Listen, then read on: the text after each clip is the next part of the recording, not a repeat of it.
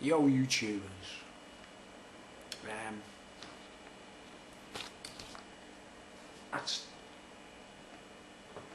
that's a load of notes I've had to write down to try and put this speech together, because there's so many things in my head.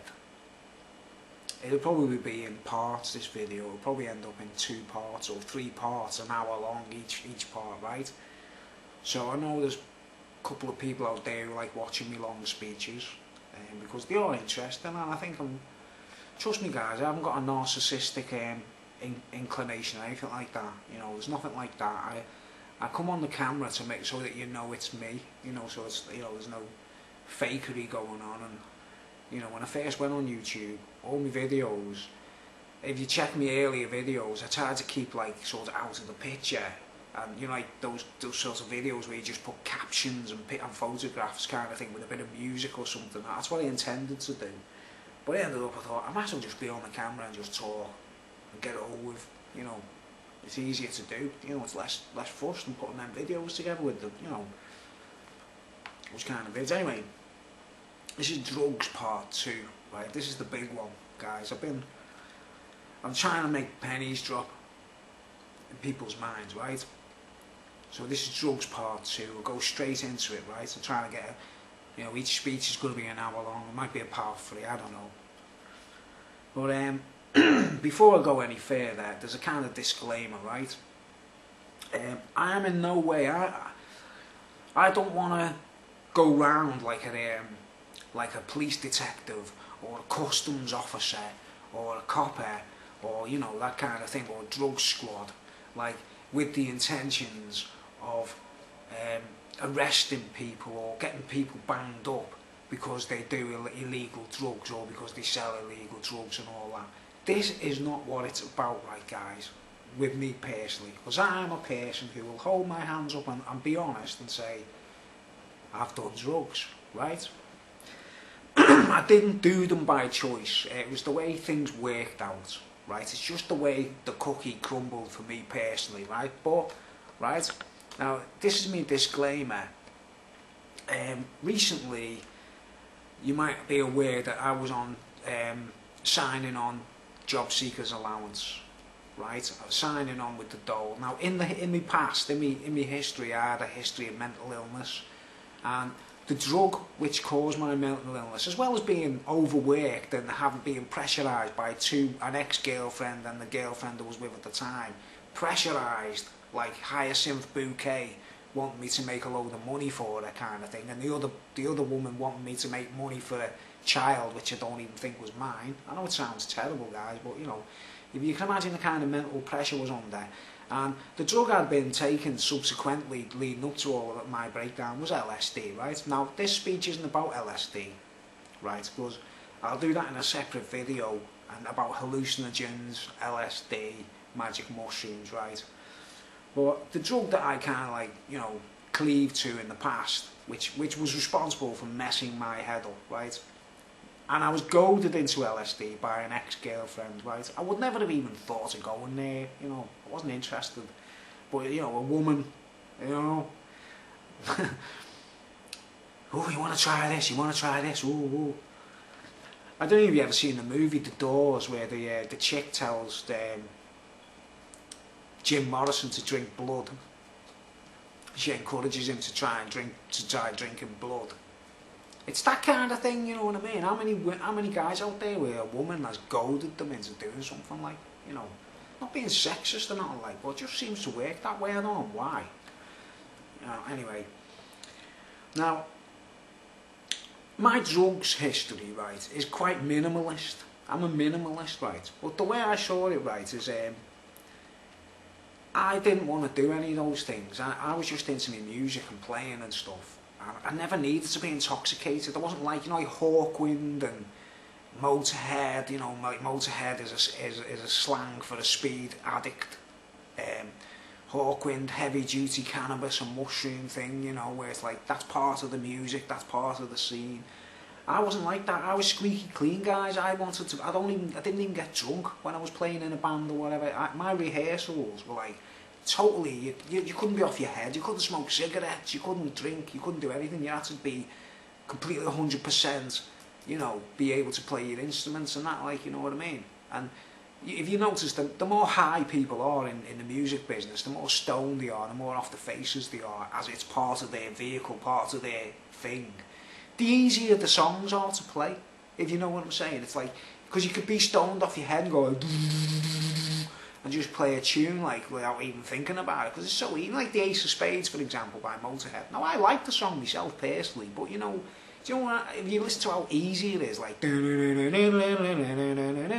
you could be off your face on whiskey, coke, speed, pots, whatever, and still play it on stage probably, you know what I mean? But wasn't my idea of music. I was kind of like, you got to mess around with the tunes, you got to kind of change things to kind of make it stand out, you know. So, as a musician back in like 1981 when I started, right up to like 1985, I still hadn't dabbled in any drugs apart from the odd LSD tablets and the magic mushrooms, you know, stuff that was kind of like, you know, it was kind of easy to come by, yeah. Right, now, my disclaimer, right, recently I was signing on job seekers allowance, and my medical records, I had to move home a few years back from one town to another, and where I've moved a couple of times. I mean, I'm in Birkenhead now in the Wirral, right, and I moved from Birkenhead to another location on the Wirral, and so I had to sign up with a new doctor, and I had a history of being off my head. I was on medication and that kind of stuff, yeah, for their mental illness. I was on what we call incapacity benefit, you know, a few years back. And I was happy with that, because I was ill and it was a nutcase, I admit it. Like, you know, not a lot of people don't want to swallow the pride and admit that, like, if they've gone mad and that. I went mad due to pressures in life and you know, and too much LSD, yeah, right? But anyway, I had to relocate and change my medical records, right? And the doctor I went to see, he said, oh, we're having trouble finding your medical records from Birkenhead for some strange reason, like, you know. And I was like thinking, I was thinking alarm bells were ringing, you know, I was thinking, hang on, you know, what's going on here, like someone's putting a tap in there or something. But anyway, eventually he's like, oh, we got your medical records now, Bruce, yeah, and blah, blah, blah. But I never read them or looked at them or saw them, obviously. You don't ask your doctor to show you your medical records, do you? Do you know what I mean? Because you know yourself, don't you, like what you've been through and what your history is and so forth, yeah? And then recently, you know, I had to move from that town back to Birkenhead because the flats were getting knocked down where I lived. That's the reason I moved. I didn't move because I like finished my mission or anything like that, you know what I mean? It wasn't like a plod or a policeman like investigating the drugs world, guys, you know what I mean? I was actually just like everyone else in town, you know. I'd get high if I was in a party, like, or whatever, right? And I relocated back to Birkenhead. I had to go to another doctor, you know what I mean? And I registered with a new doctor without thinking twice, you know, and they said, oh yeah, we've successfully got your medical records again from the last town and all that, yeah. So I was signing on job seekers allowance, trying to find work, you know, doing courses, doing like computer courses and all kinds of things, trying my best to find work, right? And I put a video up on my channel about how impossible the dole or the social security were getting with people who were signing on, you know, asking us to do job search for like too many jobs. So, you know, like, you know, ridiculous things. Everyone out there, if you've seen the videos about the sanctions and all the rest, yeah, you'll know what I'm talking about, how ridiculous it got, you know. But because I had a history in the past where I've been off my head and ill and everything, I signed myself off incapacity benefits because I felt ready for work. I felt like I was ready to find work, and like 5 years, 6 years later, I'm still searching for work and there's no help, and I'm getting this routine of like, oh, if you don't do enough, you get sanctioned. And I just thought, sod this, I've had enough. I'm going to a doctor. I'm going to get back on, you know, sickness benefits and ask for some medication, because it got to me, guys. I was on the verge of another breakdown. Do you know what I mean? I swear down, I was going to crack up doing this job search thing. Because remember, I've been mentally ill. I'm not like a normal person that's completely 100% fit in the mind, do you know what I mean? So I went back to my doctor and I said, look, doctor, you've got to help me. You know, you've got to sign me up back, give me a sick note. I need to get off the dole, off the job seekers allowance, and I need to look for. I need to take time out, do some travelling. I've got myself a passport. I'm saving up. I've been saving like as much as I can, every penny, so I can go on a little travel around the world. I need to clear my head, guys, because I've never had a holiday. Do you understand? I've never been abroad. I've never done any of that. I've been tied to the town and the concrete all my life. Do you understand? I've never been anywhere exotic. The Isle of Man is my exotic location so far to date. Like, is the Isle of Man and Wales. Snowdon and that. That's like going to the Bahamas to me. But anyway, I goes into this doctor's, right, and he's a sound fella, and he's, I have no complaints. He gave me the note and everything. He said, all right, Bruce, whatever you need, if you need to go back on the sick, But anyway, this is the disclaimer, right, guys, before I go any further in this drugs issue, right, before anyone out there slanders me or criticises me or says, oh, this guy does this or this guy does that, right, I'm going to be honest, I've done hard drugs, guys, and I'll tell you exactly what I've done. I'll be honest and talk about it in these videos of drugs, right? Because I need to clear the air and explain to people, how the drugs world works, how it's all, and why certain things should be legalised and why certain things should be decriminalised to get these monsters, these dragons and snakes out of the way and stop wrecking people's lives, basically, yeah, right? Not mine personally, I'm a drug-free person, I'm happy without anything, do you know what I mean? Like, I'm just kind of have the odd toke or whatever, But anyway, my doctor, as soon as I sat down, now, I have not had a history, right, guys, I'll swear down, too much LSD sent me mad, right? I had no history in my medical records of being a heroin user, right? Or a hard drugs user, where I had to go to the to the doctor and get a prescription for it, like methadone, or I don't know, triazepams, or the strong medicine that is prescribed for ex-drug users who have had problems, addictions, right? I wasn't registered for anything like that on when I was on incapacity benefits. I hadn't done any of those things. I dabbled in things and tried things and rejected things, yeah. I was a heavy pot smoker, right? But there was nothing in my medical records to suggest, not even alcoholism. I wasn't even an alcoholic, guys. I used to drink, sort of binge drink occasionally, or I'd go to a party and have a bevy, yeah. But I've never been registered with the doctors in this other town where it was. I never said anything to the doctor. I said, I've got an addiction, I've got a drugs problem, blah, blah, blah. All the usual stuff, right? My medication was solpadols, which were painkillers for me neck, because I had repetitive strain injury. Solpadols, codeine-based painkillers. And stelazines for me lunacy, for me schizophrenia or whatever it was. Paranoid psychosis was what was written on my sick notes, right? But I've never been registered as a user of hard drugs. I've never gone into a doctor and doctor, I've got a drugs problem, I need medication, I need methadone, all this kind of stuff, right? Now, I think someone is doing an identity theft or something where they impersonate me. Someone out there is impersonating me, right? Or, if it's not that, someone in the medical profession, a doctor or a nurse or someone that works on the computers in medicine or whatever, is somehow Freemasons, whatever, they've tried to blackmark me, tried to label me as an ex-junkie or whatever, right? And I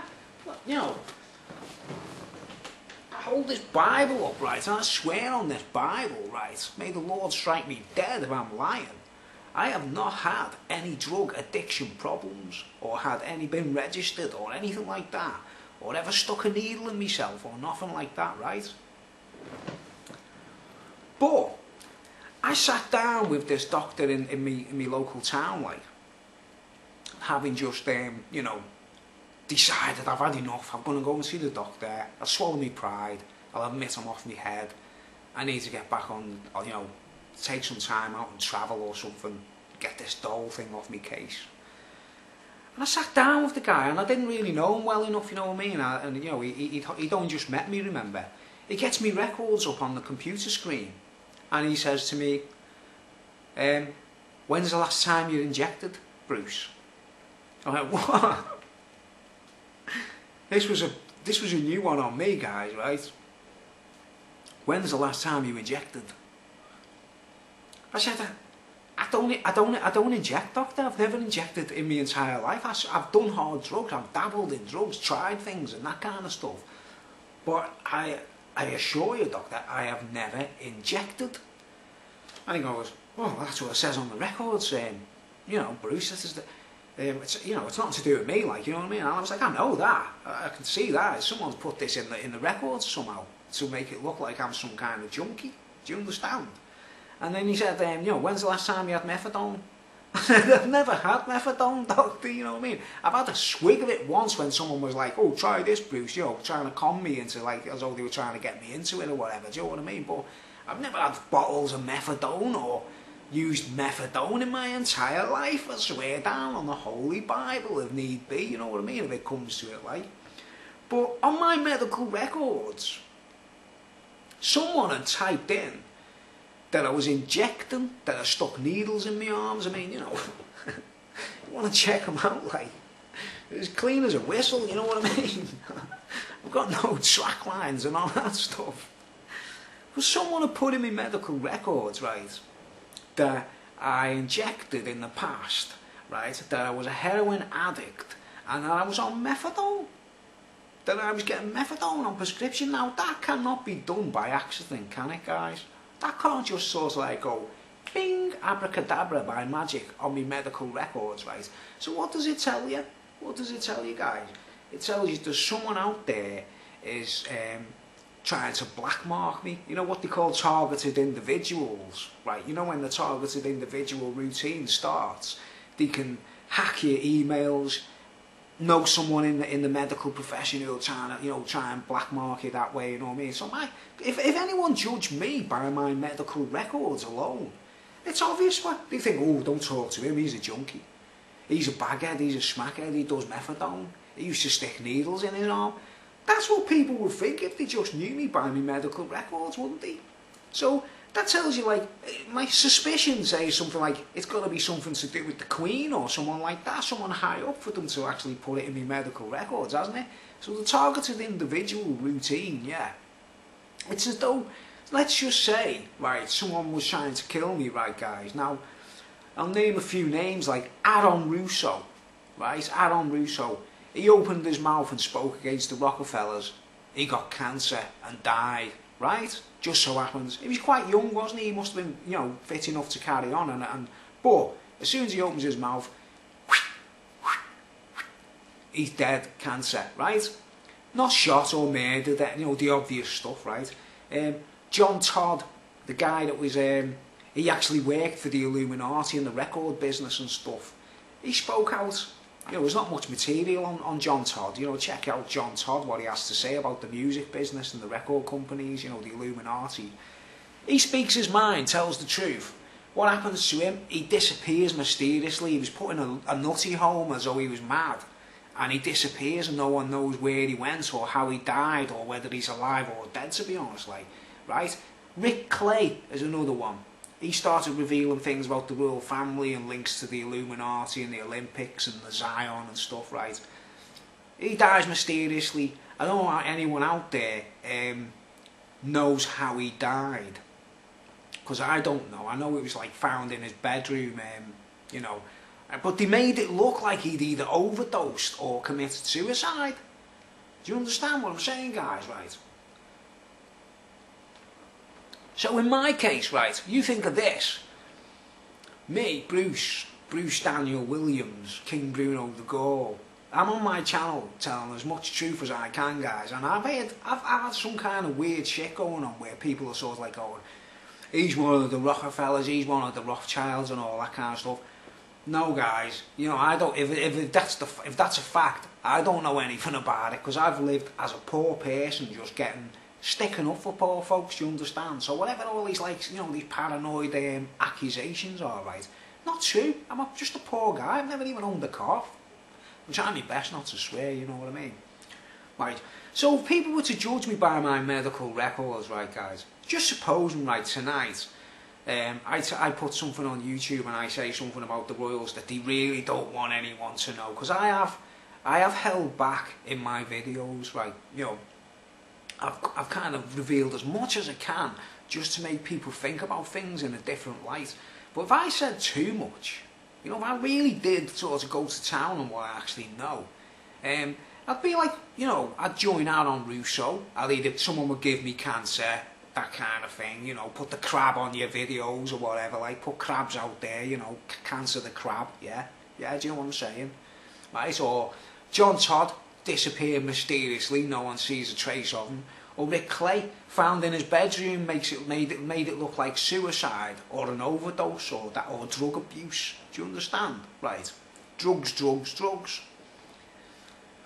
If people were to judge me by my medical record, which I know is wrong, and I did say to my doctor, I said, look doctor, I swear down, I don't even know where that's come from, because I have not been registered for that. I've done LSD, and that was what sent me off my head.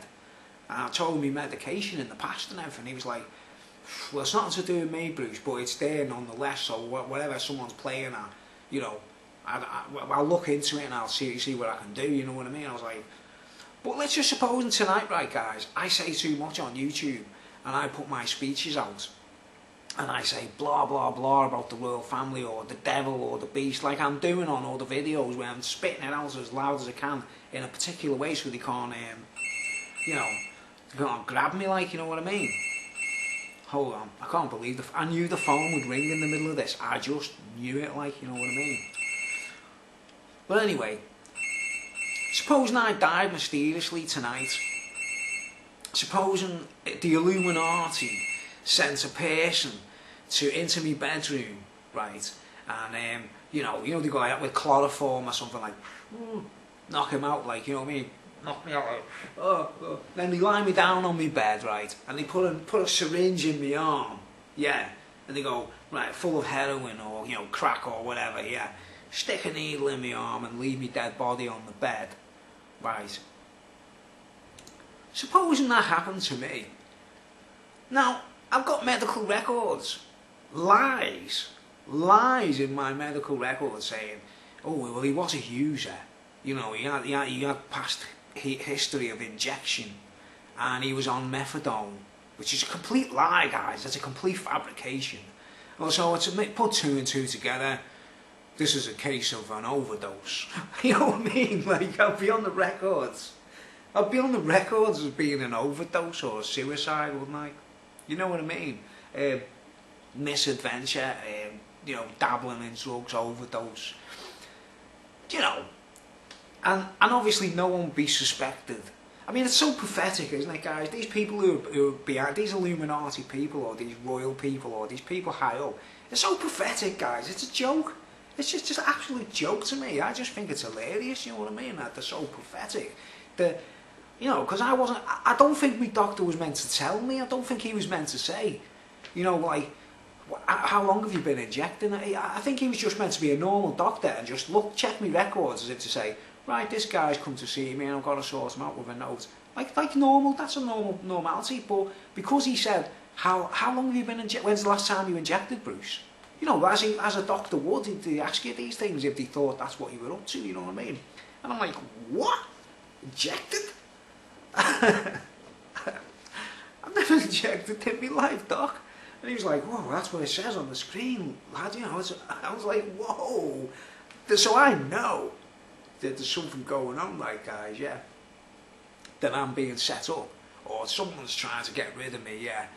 Now, I know they're trying to give me cancer, right? For starters, that's the Adam Russo thing, right?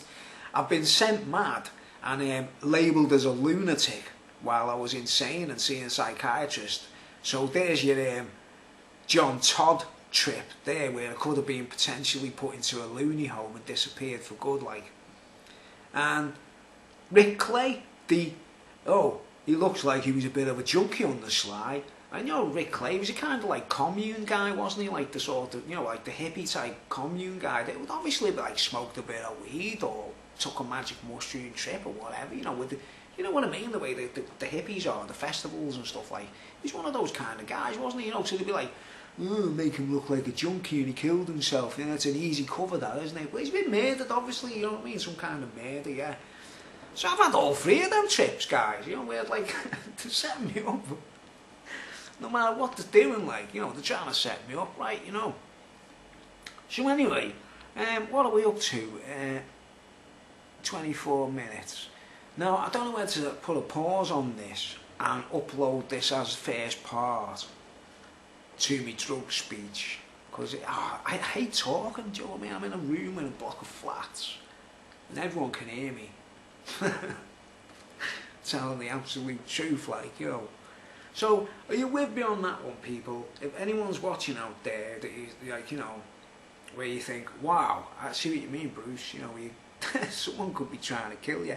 Because I think they put a chip in me, you know, one of those very chips in me back, you know, you know the film, The Manchurian Candidate. That's,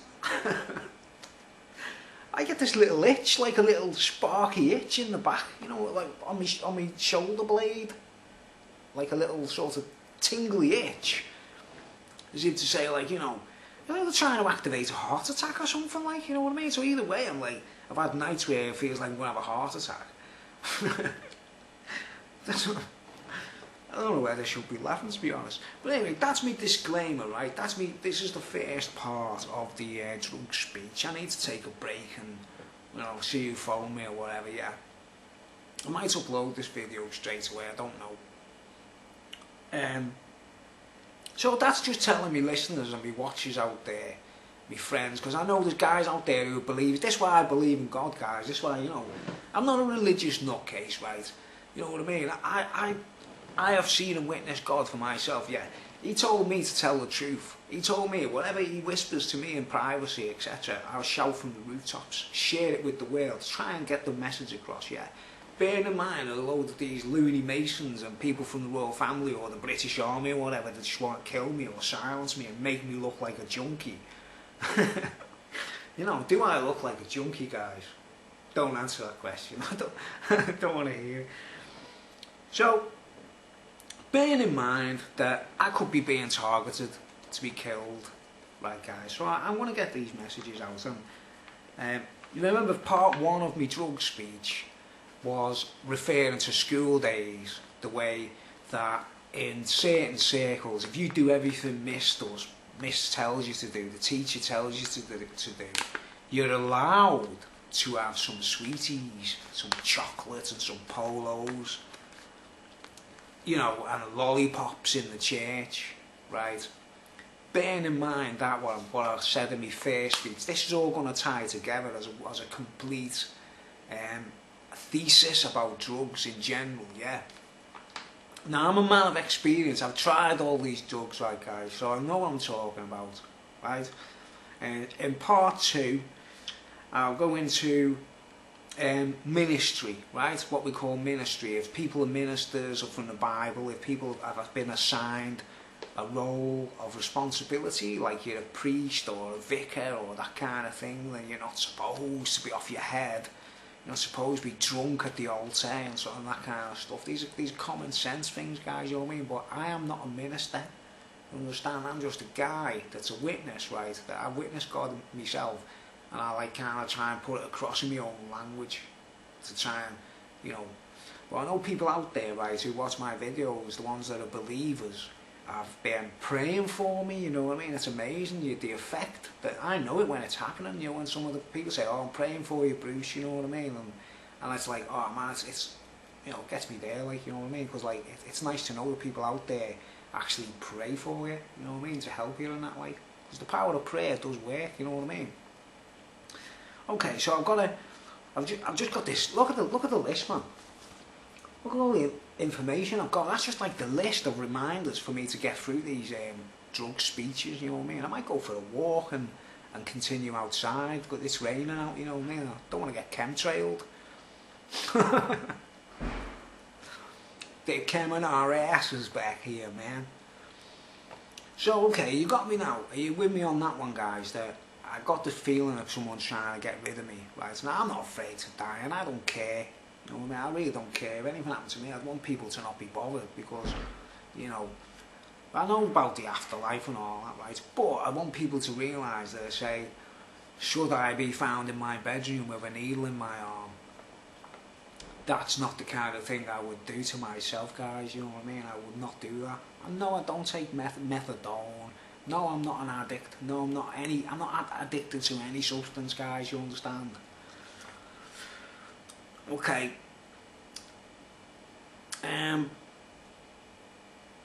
One more message regarding linking to the last video, part 1, the drugs part 1, right?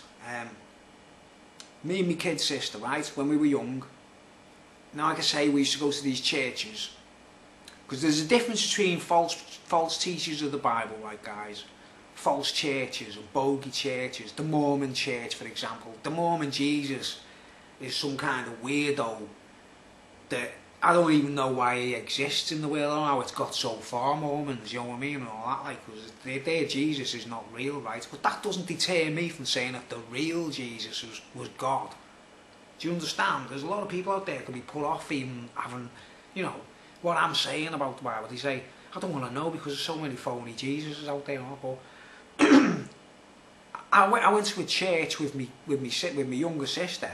There was these pamphlets. No, pamphlets being handed out. We were both in the same school at the time. We were both in middle school, yeah. Or, you know, she was in primary school and I was in middle school. So I was about 9, 10 or something like that, 11 maybe.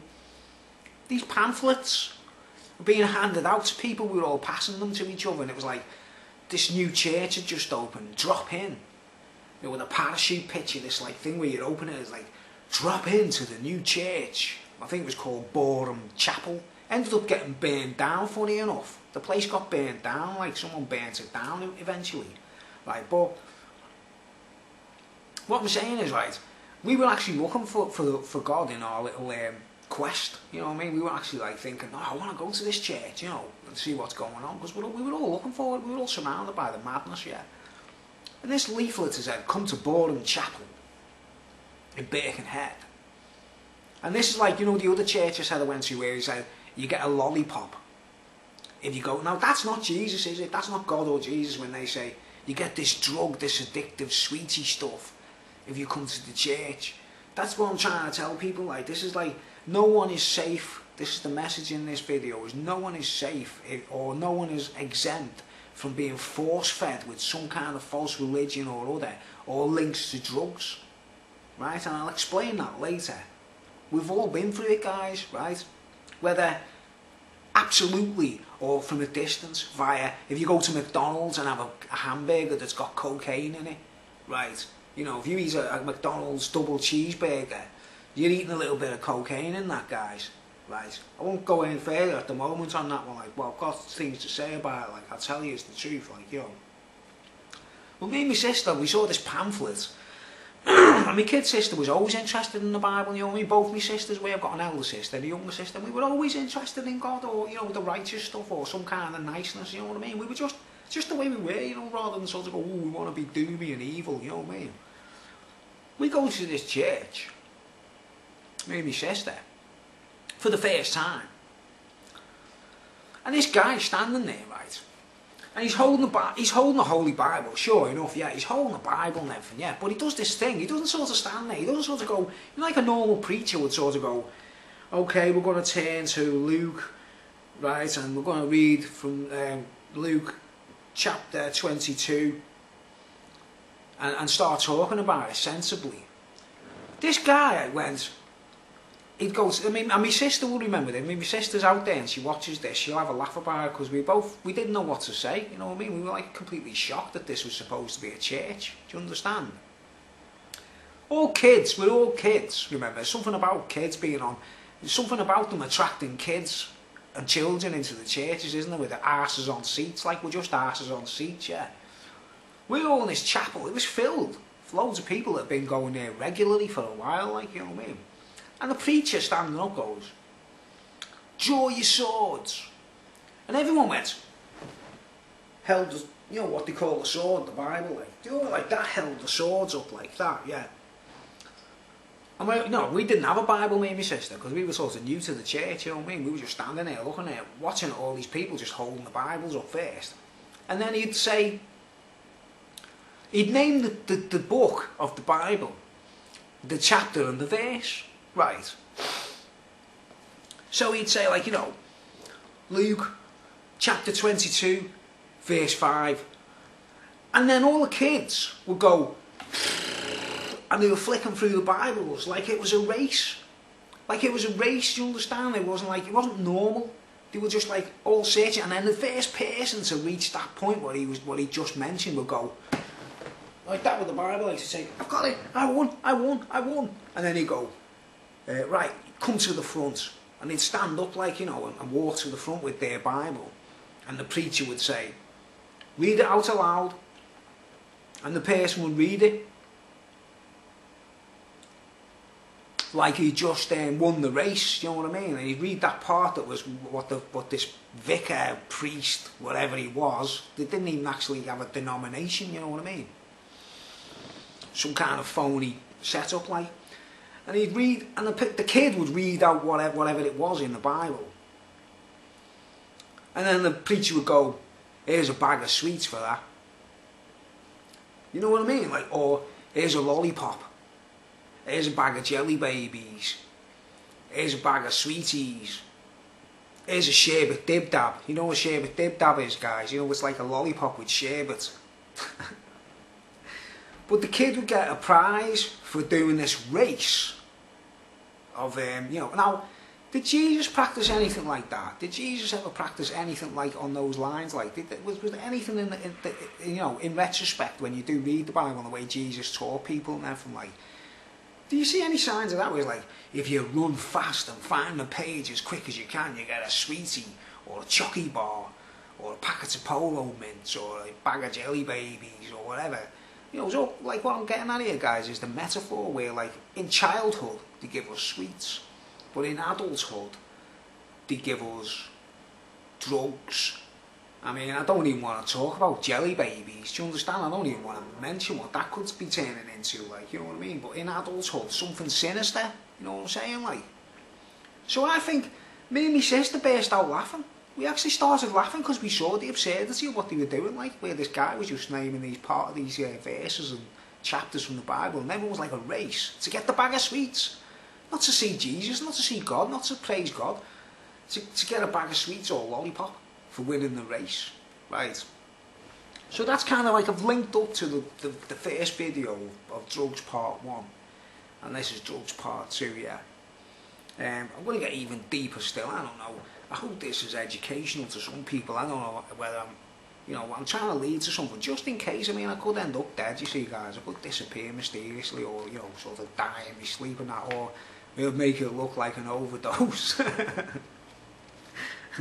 So anyway, I'll wrap this part up, part 1, and I'll get it onto YouTube as fast as I can, right, because I think I have to get these things out, right, and I'll draw a line there, yeah, sweets for a prize, you know, bribe, you know, but that's not a real preacher, that's not a man of God, in my opinion. That chapel got burnt down, guys. It didn't close down and become derelict. It was quite a new building, it was quite a new place, like, and within 2 years or something, it was burned to the ground. You know, as if someone had an objection towards it, like, or someone saw something dodgy, like, or maybe one of the parents of the kids was like thinking, what are you doing taking our kids into this church and leading them as though it's anything to do with the, you know, the God or the Father of, you know, creation, and then get a packet of sweeties or a lollipop, like. I don't know. Okay, I'll leave it there for now. Part 3 on its way.